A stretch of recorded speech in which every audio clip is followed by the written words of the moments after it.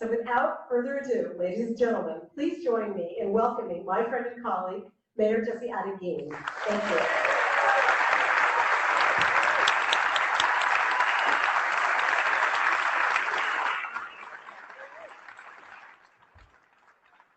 So I'm just getting up on my soapbox here for speech tonight. Thank you so much, Councilmember Kate Harrison, for that warm introduction. And Kate represents me on the Berkeley City Council in District 4 and has been an incredible leader in the few months that she's been on the City Council, working to fight for affordable housing and fight for Berkeley use.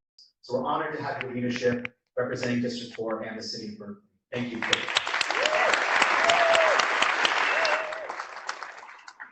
And good evening, and welcome to downtown Berkeley. And it's so wonderful to see so many Berkeley residents and business owners and community leaders here tonight. And I want to acknowledge my fellow elected officials on the City Council who are here. In addition to Councilmember Harrison, we have Councilmember Chris Worthington representing District 7. Councilmember Ben Bartlett representing District 3. Councilmember Cheryl Davila representing District 2. Councilmember Sophie Hahn representing District 5. Councilmember Lori Jersey representing District 8. We have a quorum of the City Council, so hopefully no Brown Act violations will be committed tonight. We also have our City Auditor, Henry Hogan. Thank you very much, for being here. And we have representatives of some of our elected representatives in Washington and Sacramento. We have representatives from Congressman Lee's office, from State Senator Nancy Skinner's office, from Assemblymember Thurman's office, and we also have our County Supervisor, the Honorable Keith Carson, is joining us as well. Thank you very much for your leadership. And we also have School Board Director Judy Appel. Thank you so much for being here. We're also joined by our incredible City Manager, Dee Williams-Ridley.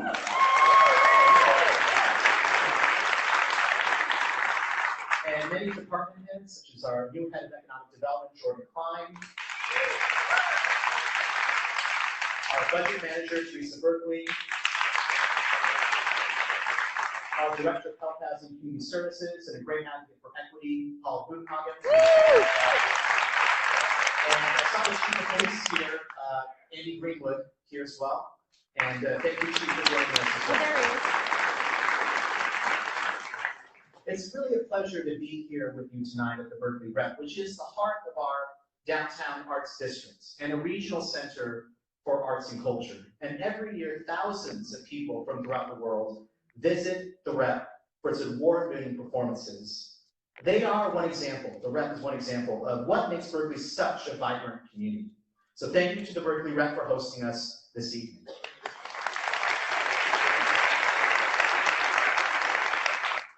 Tonight I have the honor of presenting to you my administration's work in the first 7 months in office, as well as our vision for the future.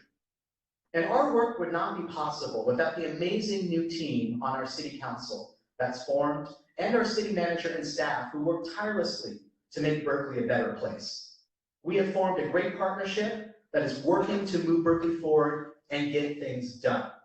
And critical to creating a new culture of collaboration in City Hall is ensuring stability in our public meetings. And I have made promoting respect, civility, and decorum a priority.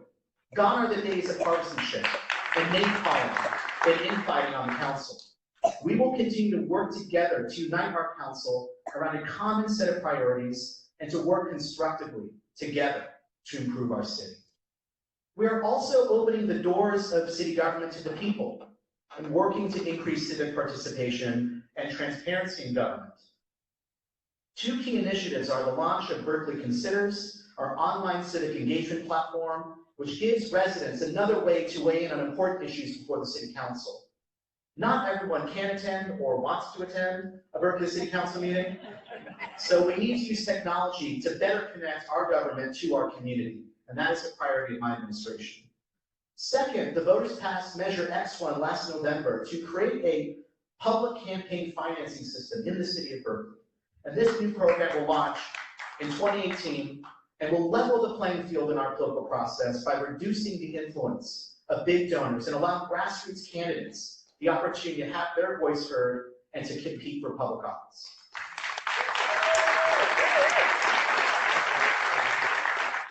Review of past elections shows that the candidate who spent the most money, except for my race, won. And we need to change our local elections so the voice of the people has the most influence, not the voice of big donors. Yes. Tonight we gather at a time when cities like Berkeley must reaffirm our progressive values.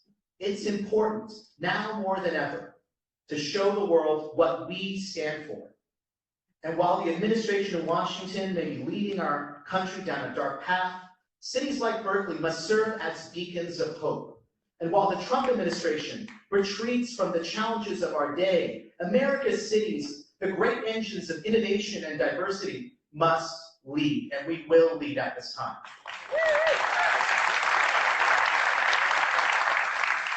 And it's in Berkeley's DNA to lead on progressive issues of our time, because we are a city of trailblazing people whose work has not only made our city better, but has inspired and changed the world.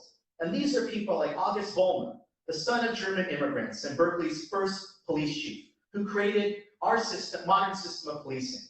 These are people like Ed Roberts, whose advocacy improved the lives of disabled students and inspired the independent living movement, which began right here in Berkeley.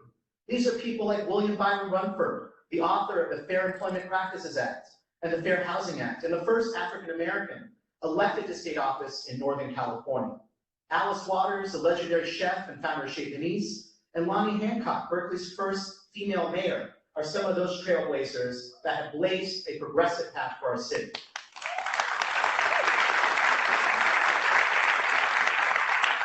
And of course, Mario Savio, that legendary UC Berkeley student who fought so eloquently for his fellow students' right to protest and to speak their minds without fear.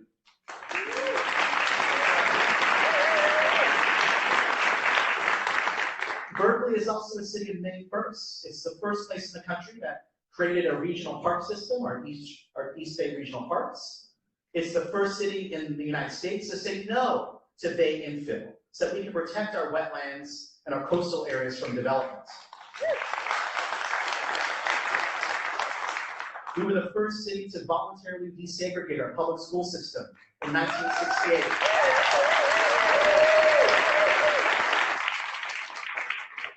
We were the first city in the nation to offer sanctuary to conscientious objectors who refused to fight in the immoral war in Vietnam. We were one of the first cities in the country to have its own public health system locally, and the first city in the United States to place a tax on soda to help keep our children healthy.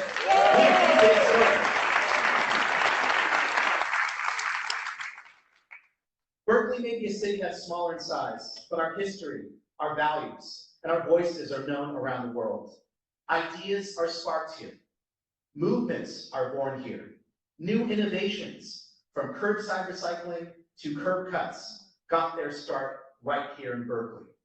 And we are recognized as a center for academic achievement, innovation and exploration, free speech, progressive politics, arts, and culture. We are also known as being a city that's rooted in the values of compassion, equity, and community. And it is these values that guide my work as your mayor, and today we must fight harder than ever to advance these values. And while the federal administration wages war against immigrants who help make our country great, they make our country great, and it's already great. Berkeley is carrying on our proud tradition of being a sanctuary city and standing with our immigrant brothers and sisters by reaffirming our status as a sanctuary city.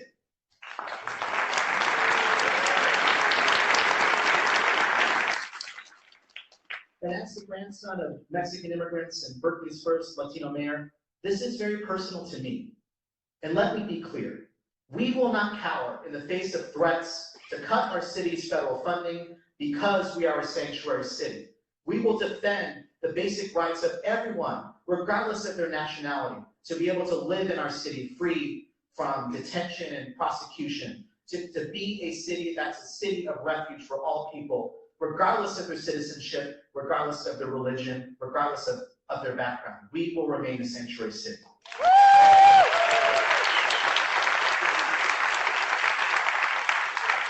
And in fact, we joined with cities in a lawsuit to oppose the president's illegal executive order that tried to strip funds away from sanctuary cities. And it's important to know that you as Berkeley citizens pay your federal taxes. So this is your money. And the federal government can't take your taxpayer dollars away because they disagree with our right to provide sanctuary for our citizens.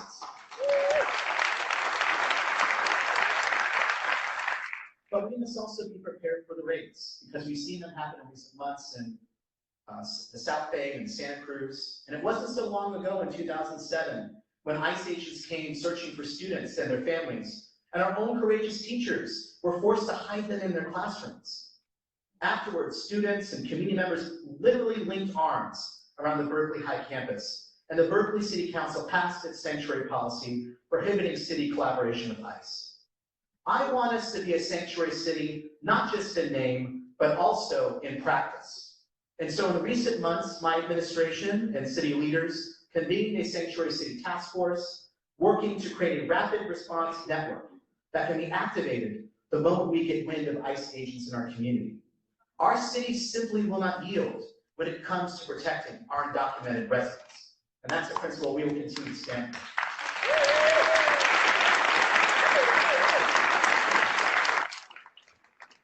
This spring, Berkeley became the first city in the nation to divest from any company that seeks to be part of building the ridiculous, offensive, and un-American border wall.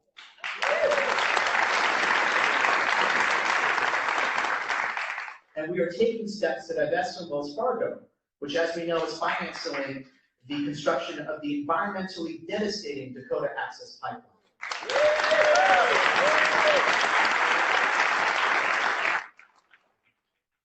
And we must ensure that we are investing our taxpayer dollars in a socially responsible way. That is one way that we can truly resist. And we've done it before. In 1979, Berkeley voters passed a measure to divest taxpayer dollars from companies doing business with apartheid South Africa. And the movement to divest from South Africa started here and spread across the country, creating economic pressure on the apartheid government, leading to the release of Nelson Mandela and free elections in South Africa.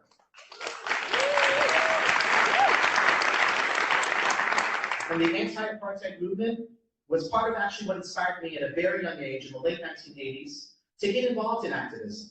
And it shows that Berkeley's example can inspire a worldwide movement to create meaningful social change.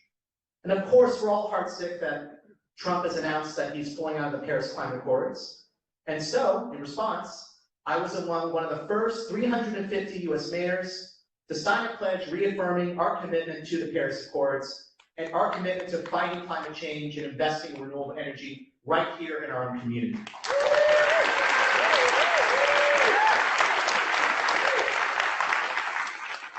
Despite Trump, there is much that we can do in local government that thankfully does not involve him at all. And there is much we have to celebrate with cities like Berkeley moving forward and doing the progressive work that matters.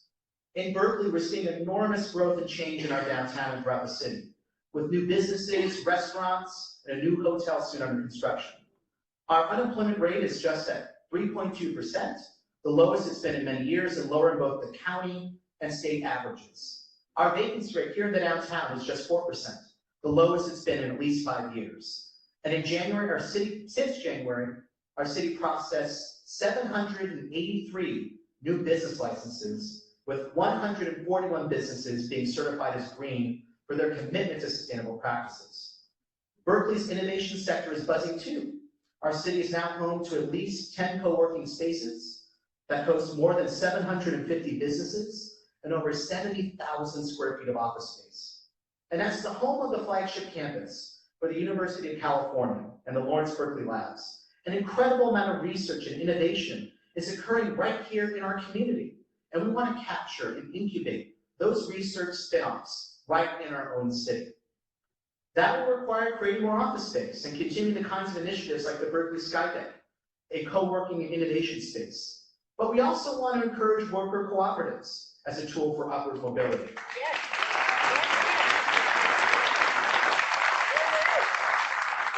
And it's my firm belief that public investments in the arts and in economic development go hand in hand. In addition to fostering civic pride, a flourishing arts scene will bring new visitors to our city and more revenue to local businesses. And this year, the city has made one of the biggest investments in the arts ever, increasing our civic arts grants and adopting the 1% for Public Art program. And thank you to the many people in our community to help make that happen. With these additional resources, we can provide more grants to artists, and provide capital funds to keep arts organizations in Berkeley. And I often hear from arts organizations that they're really struggling to stay in Berkeley, that their artists are really struggling to find housing in Berkeley. And this is one way that we can invest in our arts and keep our thriving arts economy alive in our city. And while Berkeley and the greater Bay Area are experiencing economic prosperity for some, the benefits are not being shared by everyone. That's right. And so while we do have over 4,000 new housing units in the pipeline, much of them near BART stations, and while I'm happy that we're creating new housing, I know that when many Berkeley residents see these new buildings going up, they may not see a place for themselves there. In fact, we're seeing less housing available for a dwindling few of working people and teachers and artists in our community. So today, the entire Bay Area is in the midst of an affordability crisis, which threatens the diversity and the character of our communities, and Berkeley has not been spared. I regularly hear from people, almost every day, who grew up here and who work in this community for years, and that simply can't afford to live here anymore. And a recent poll found that a third of Bay Area residents are considering moving out of the area because of steep housing crisis. Many small businesses are being pushed to the brink. Skyrocketing rents have also caused the displacement of many African Americans, Latinos, working families, diminishing our city's diversity and vibrancy. And our young people, myself included, increasingly can't afford to live in Berkeley or the surrounding areas, and our artists and teachers have been pushed out due to higher and higher rents. At a time when disparities in housing, health, and income are expanding at an alarming rate, my administration and my fellow elected officials at City Hall are working to broaden opportunity and to make this city more affordable and accessible for all.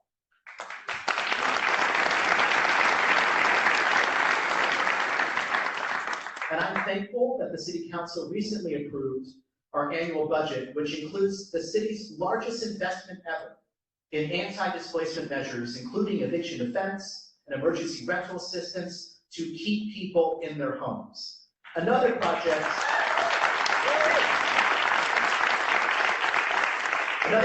we're very excited about is the Berkeley Way Affordable Housing Project, not too far from here on Berkeley Way, which will bring some 140 units to our downtown. This includes 89 units of permanent below market rate housing, 60 emergency shelter beds, 12 beds specifically reserved for veterans, and space for critical homeless services. So we're excited about that project, and we're committed to moving that project forward.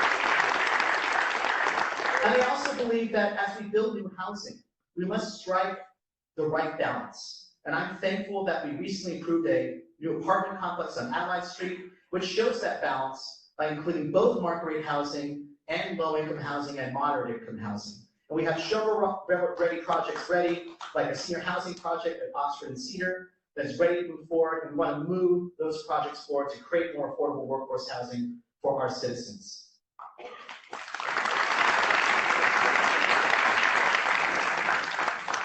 To develop solutions to address this affordability crisis, my office convened a housing task force, and I want to thank the members of the housing task force that are here for your research and your great ideas and your commitment to helping Berkeley address this crisis. And working with them, we developed a short-term housing action plan, which was adopted by the City Council, which focuses on creating new housing, preventing displacement, increasing funding for affordable housing, and permit streamlining. And to address the goals of our affordability crisis, I want to embark on 4 new goals. The first is a small sites program, which is a $2 million investment to allow existing tenants and nonprofits to acquire existing apartment buildings at risk of displacement and keep them housed.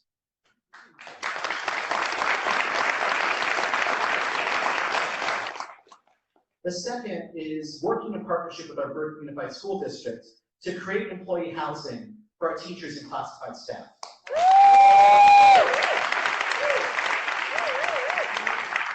And we will work to address the needs of the missing middle, the middle class, the teachers, the librarians, the other workers who are struggling to afford Berkeley's skyrocketing housing costs.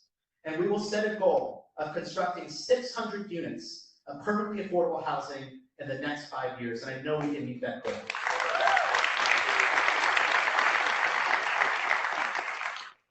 Of course, one of the terrible effects of our unaffordable housing market is an increase in the number of people living on our streets.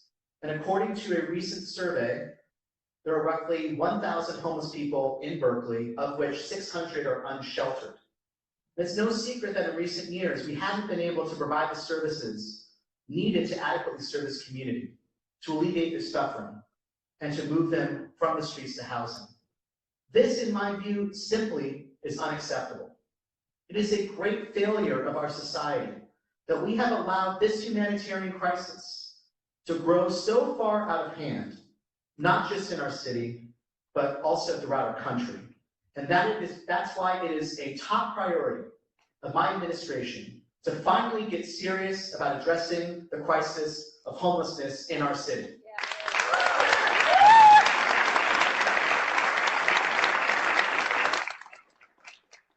And after much research and consultation, working with Councilmember Sophie Hahn, we launched an exciting new initiative, the Pathways Project, which is a comprehensive plan to address homelessness in Berkeley.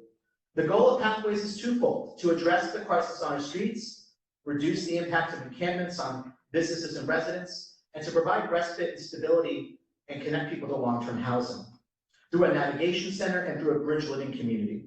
This will literally be a pathway out of homelessness for people on our streets.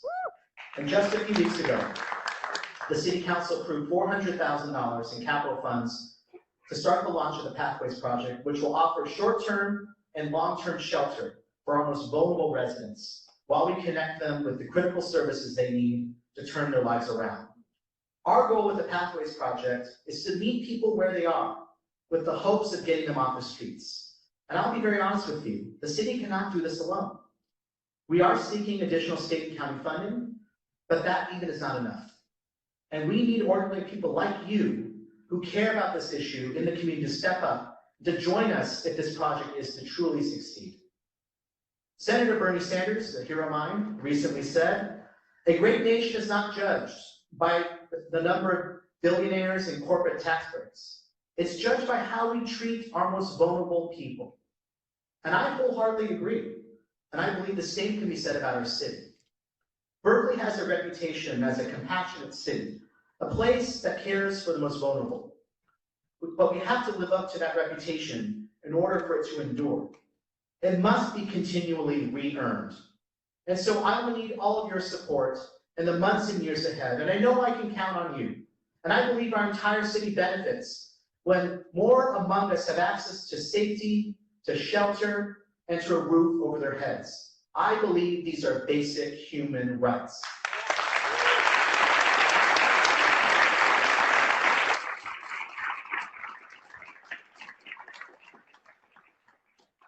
The environment is another area where our city is making progress and where we have historically provided bold leadership. And through our city's climate action plan, one of the first adopted in the United States, we established a goal of achieving zero net energy consumption for all new and existing buildings by the year 2050. We will achieve this through increased energy efficiency and a shift to renewable energy sources such as solar and wind. We have a lot of work cut out for us, but we are making progress reducing our greenhouse gas emissions. We have reduced our emissions in the city of Berkeley by 37% since the year 2000. That's a remarkable accomplishment. And keep in mind, that's happened while the city's population increased by 16%. So we really are making progress towards meeting our climate action goals. This year, the council also voted to move ahead with the study of the Berkeley Deep Green Building Initiative, which was authored by myself and Councilor Hahn. And this initiative builds on the work of our climate action plan and our Berkeley Energy Savings Ordinance to create an incentive-based program to move Berkeley towards zero net energy ahead of the state of California. And Berkeley should model innovative green building practices. By reducing the energy use in new and existing buildings, we can reduce our carbon emissions and advance our climate action goals.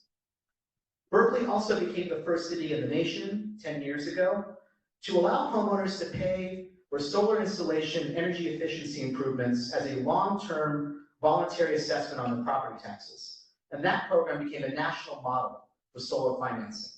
Now, I want us to solarize our municipal buildings, to require private development to include solar in the projects, and to create microgrids at a neighborhood scale to promote renewable energy at a local scale and promote resiliency.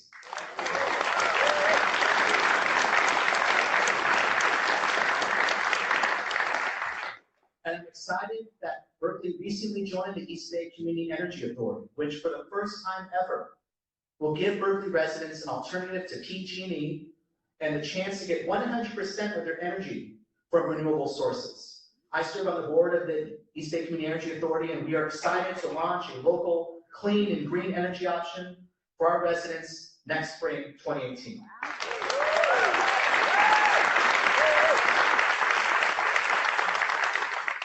I'm also proud that Berkeley is the #1 city in the country in terms of bike to work of cities our size. We have more than 1,200 electric vehicles on our streets. We definitely want more. And we have an ever-growing number of charging stations throughout our city. We definitely need to increase that number as well. Tomorrow, we launch Bike Share in Berkeley and throughout the East Bay, which is another exciting step. And we recently adopted a bike plan, which will create a low-stress network of bikeways throughout Berkeley, including protected lanes, bike lanes, on Milvia Street here in downtown Berkeley.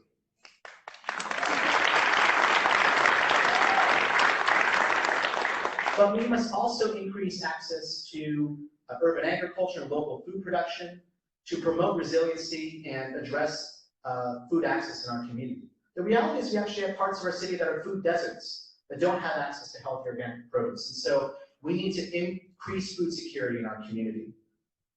We're also moving ahead with improving our infrastructure, and thanks to all of you, the voters of Berkeley, we passed Measure T1 last November with a $100 million infrastructure bond. And the city council 2 weeks ago allocated the first $37 million in bond funds to fix our streets, to improve our sidewalks, our city buildings and parks, and to create green infrastructure projects to reduce stormwater runoff. As we move ahead with the implementation of Measure T1, I want to start a community visioning process called Berkeley 2050 to develop a long-term plan to improve our infrastructure and to create a city that is resilient and sustainable for future generations. I hope you will join me in that process.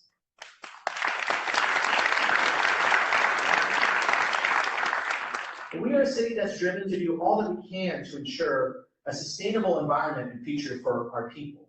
And sustainability also includes fiscal sustainability.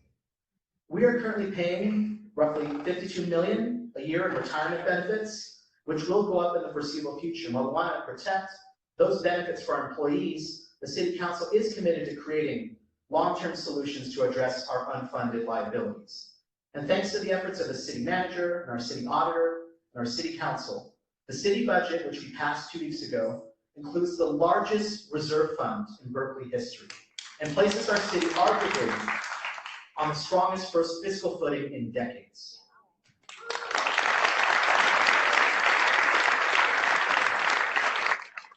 The budget we adopted makes great improvements to the city's fiscal health while simultaneously avoiding major cuts to social services. And in a national atmosphere of murky political dealings and alternative facts, I intend to create a council budget subcommittee and a citizens budget committee in order to accomplish the two twin goals of promoting transparency and fiscal responsibility. And we're also looking ahead by initiating conversations with Bayer and with UC Berkeley regarding development agreements that are set to expire in the next 5 years, and initiating those conversations will ensure that we are in a strong position in future negotiations over mitigations. For far too long, the city and university have had a tense relationship.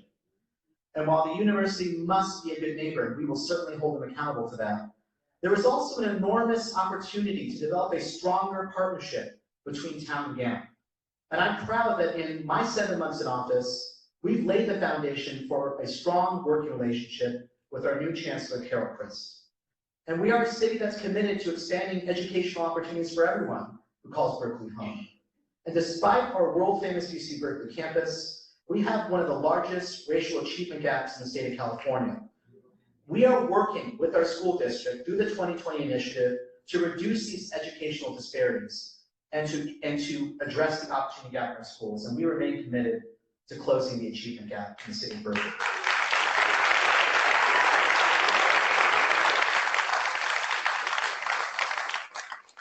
To that end, we recently launched Berkeley Promise, which is a partnership between the school districts, Berkeley City College, the University of California, and the Cal State East Bay University to increase financial support to enable more Berkeley public school students to attend a university.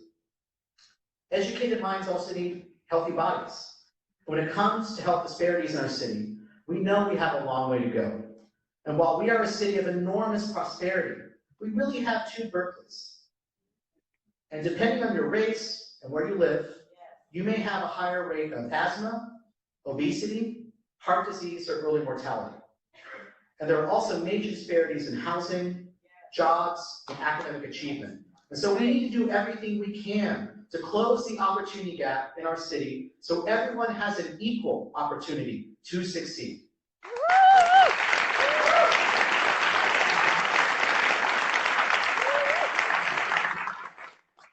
Today, African Americans make up 10% of our population, down from 20% in 1970. But 40% of the city's mental health clients are African Americans. To reverse this trend and to provide culturally responsive services, we will launch the African American Holistic Resource Center to provide whole person care and services that address health holistically and culturally responsibly.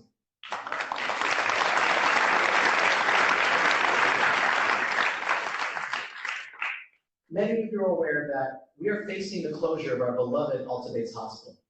And how many of you were born in Alta Bates or have children or grandchildren that were born in Alta Bates? I'm sure many of you. This is such a tragic situation, and it's going to put people's lives at risk. This hospital served our city and our surrounding areas for generations, and shuttering Alta Bates without a plan in place to provide emergency care will place hundreds of thousands of residents along the I-80 corridor from Richmond to North Oakland at risk. When minutes can make the difference between life and death during a medical emergency, such as a heart attack, the lack of a hospital in such a large area will have disastrous consequences. So in light of this impending closure, my office convened a regional task force that includes Alameda County and Contra Costa County health representatives, the California Nurses Association, UC Berkeley, and the cities that are impacted by these closures. And we are working with our State Senator Nancy Skinner on a bill which will require the Attorney General for approval of any hospital closure to give cities a voice and some power in this process.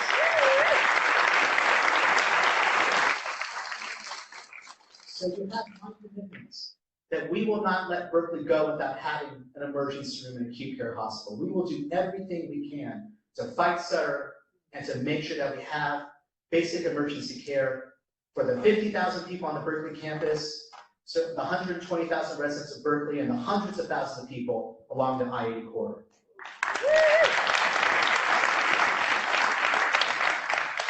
And now I want to address a recent and unexpected challenge that we face as a city.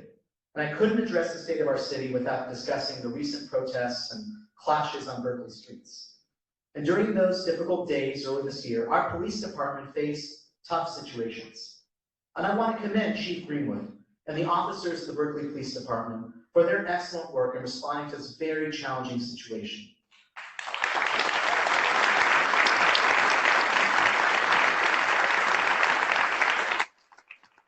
Our police made arrests, they confiscated weapons, and they assured that the situation did not escalate further, which could have put more people at risk.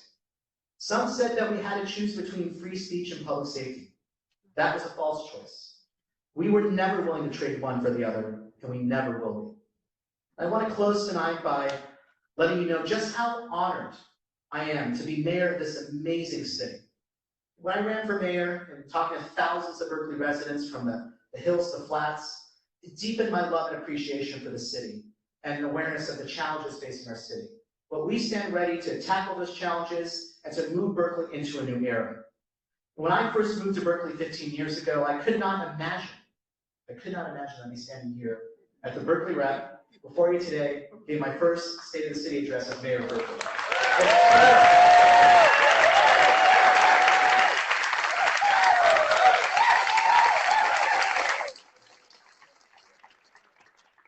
And as a kid growing up in Fresno and later in San Francisco, when I heard politicians speak on TV, it never seemed that they were speaking to me or that they understood my family's struggle. I'm the son and grandson of farm workers, and when I was young, I watched my parents, who are here, and I thank them so much for being here, for all their love and support.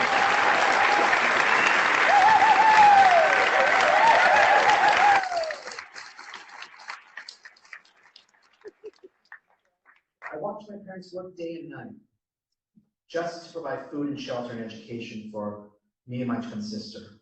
And they put our needs before their needs. My parents instilled in me the values of compassion, public service, and giving back to others. Values which became tenets of my life, and values I know most of us in the city share. And throughout my youth, my family was priced out of housing due to owner movement evictions and escalating housing costs. And so I know the terrible experience that some of our Berkeley neighbors have known of being evicted, of losing one's home. That is something I too have felt.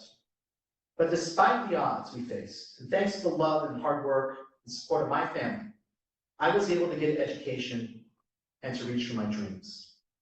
And a big part of those dreams was attending the best public university in the world, UC Berkeley. Go Bears. And when I visited the Berkeley campus, the city of Berkeley, as a high school student, I fell in love with Berkeley, with our diversity, with our culture, with our progressive values. And I knew that this is where I was meant to be, and this is where I wanted to live for the rest of my life. And I became the first in my family to graduate from college. And in the years since, I've been fortunate to have had the opportunity to serve this community on the Rent Stabilization Board, 8 years as the District 4 council member, and now as your mayor. And it was a path I wasn't certain of, or let's be honest, even likely to take. And I know what it's like to face long odds. And I take the challenges facing our city very seriously. But I also know that together, we can overcome them. Now more than ever, it is essential for Berkeley to lead, for our city to be one of those bold, progressive beacons amongst the darkness that has descended over much of our nation's politics. Today, we must rededicate ourselves to the idea that everyone in our city, regardless of their race, religion, gender, creed, sexual orientation, or where they come from, deserves a safe and vibrant community to call home.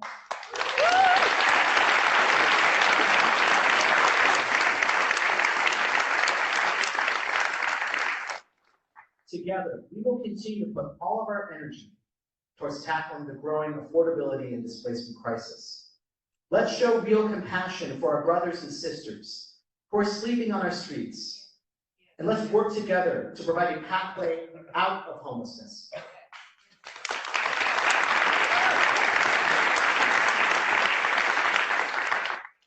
We will continue Berkeley's trailblazing environmental leadership to ensure a healthy future for generations to come.